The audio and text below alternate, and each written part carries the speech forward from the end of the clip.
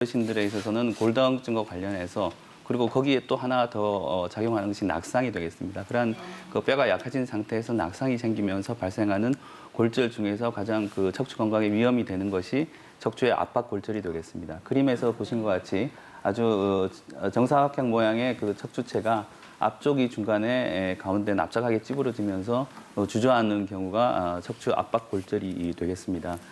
통계적으로는 이제 70대 정도 되시면 한 25% 그리고 80대 넘어가면 한 50%에서 적어도 한 군데 이상의 압박골절을 경험하시는 것으로 되어 있습니다. 이렇게 압박골절이 되시면 굉장히 통증도 심하시고 하다 보니까 그냥 잘 일상생활도 안 되시고 자리를 보존하게 되는 경우가 많습니다.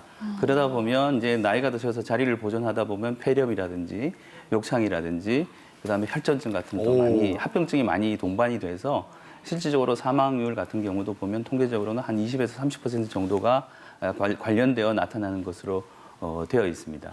네. 아니 지금 설명 드리니까 척추 압박골절이 이게 생각보다 무서운 병인 것 같은데 근데 겨울에 저희 어머님 골절이 있어서 병원에 갔는데 옆자리에 앉아 계신 어머님이 무슨 기침만 하다가도 이게 압박골절이 했던데 그게 맞는 말인가요? 어떻습니까? 예, 맞습니다. 아, 그래요? 노인분들의 척추 압박골절은 가장 중요한 원인이 골다공증입니다. 골다공증은 부러지기 전까지는 증상이 전혀 없는, 고혈압이 있어도 증상이 없는 것 같이 증상이 전혀 없는 병인데요. 어떤 분들은 넘어지거나 어떤 타박상에 의해서 골절이 발생할 때는 타박상이 있고 아프니까 병원에 가서 사진 찍어서 발견을 하지만 어떤 경우는 아주 약해지는 경우는 기침, 재채기만 세게 해도 골절이 발생하는 경우도 있습니다.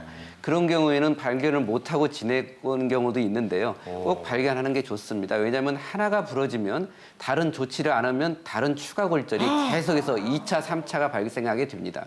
네. 그러니까 수명에 직접적으로 영향을 미칠 수밖에 없겠어요. 예, 그렇습니다. 예. 그러니까 이게 네, 말씀하시죠. 예, 요통을 참으면서 모르고 지나는 경우가 있는데요.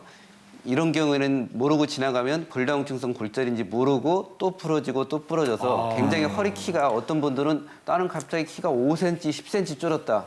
이래가지고 발견하는 분도 있습니다. 예. 어떤 분들은 아주 심한 통증 때문에 거의 움직이지도 못한 분도 있고요. 이 통증의 정도가 가벼움부터 거의 거동을 못하는 분까지 굉장히 높습니다. 네. 그래서 말이죠. 지금 뭐 가정의 달이잖아요. 우리 어버이들, 그러니까 그 어버이날이 뭐 내일이기도 하고요. 가만히 옆에서 좀 그 지켜볼 필요가 있을 것 같아요. 정말 무서운 질병이잖아요. 그러면은 뭐 무증상의 증상이라고도 말씀하시는데 그래도 우리가 좀 곁에서 이렇게 지켜보면 어떤 증상으로 미리 그 좀 예측해 볼 수가 있을까요? 예, 저희가 증상이 없는 경우에는 우리가 키가 많이 줄었다가 굉장히 중요한 움직이고요. 두 번째는 아픈 게 덜 하시더라도 가만히 누워 있을 때는 어느 정도 괜찮으시다가 누웠다 일어나려고 할 때 나는 갑자기 누웠다 일어나려고 하는 게 굉장히 힘들다. 이런 경우에는 증상이 줍니다. 특히 가만히 누워 계실 때는 어느 정도 괜찮다가 심지어 일어나려고 할 때 1시간 이상 걸린다. 이렇게 말씀하시는 경우가 있는데 그런 경우에는 골다공증성 골절이 있는지 의심해보고 일반 엑스레이 잘 안 나오는 경우도 있으니까 MRI를 찍어보시는 게 좋습니다. 네. 그럼 척추 압박